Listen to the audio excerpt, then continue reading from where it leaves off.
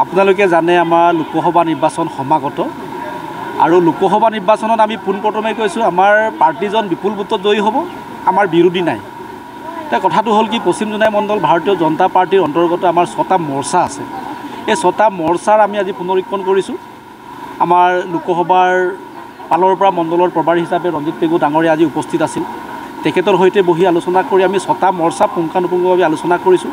তেখেতসকলৰ কমিটিটো শক্তিশালীভাৱে সক্ৰিয় হৈ আছে নাই, সেইখিনিও আজি আমি তেওঁলোকক পৰ্যালোচনা কৰিছোঁ। আৰু তেওঁলোকৰ লগত বহি আগন্তুক দিনত আমাৰ দলে কৰিবলগীয়া যিখিনি ষ্টেপ, পৰিকল্পনা, ষ্ট্ৰেটেজি আমি আজি বনাই পেলাইছোঁ। আৰু আমি আশাবাদী আমি 100% আমি জিকিম আৰু গোটেই জনসাধাৰণ ৰাইজৰ লগত আছে, বিজেপিৰ লগত আছে আৰু আমাৰ দলে 100% জিকিব আৰু নৰেন্দ্ৰ মোদী আকৌ ভাৰতৰ পুনৰ প্ৰধানমন্ত্ৰী হ'ব।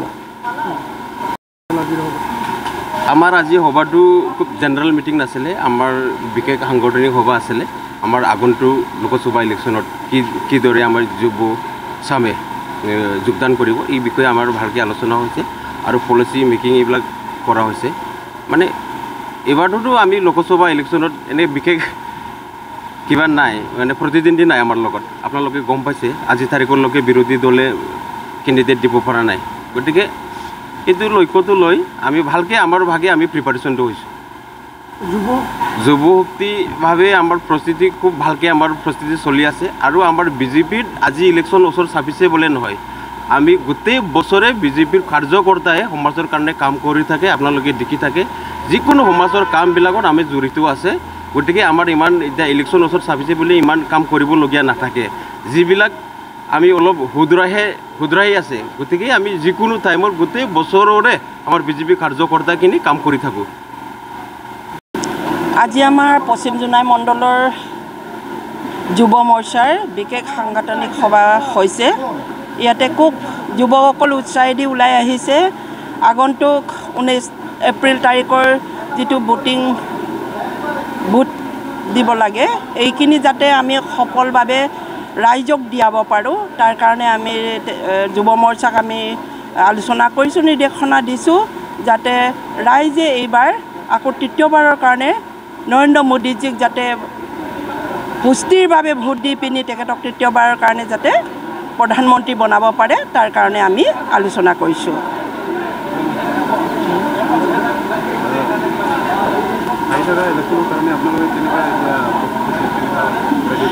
আমি আগন্তুক ইলেকশ্যনৰ কাৰণেতো আমি আৰম্ভ কৰিলোৱেই। আমি এতিয়া বুটে বুটে যাম। বুটত আমাৰ পৃষ্ঠা প্ৰমুখ আছে, এটা পৃষ্ঠাৰ এটা প্ৰমুখ দিয়া হৈছে।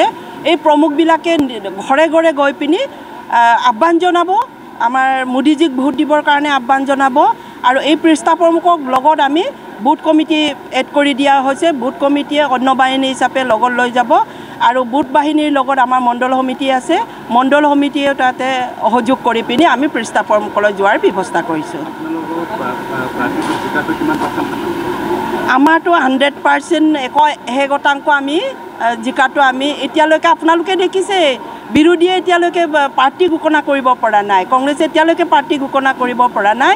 এতিয়ালৈকে আমি মানে বিনা প্ৰতিদ্বন্দ্বিতাৰে জিকি আছোঁ বুলি আমি ধৰি লৈছোঁ।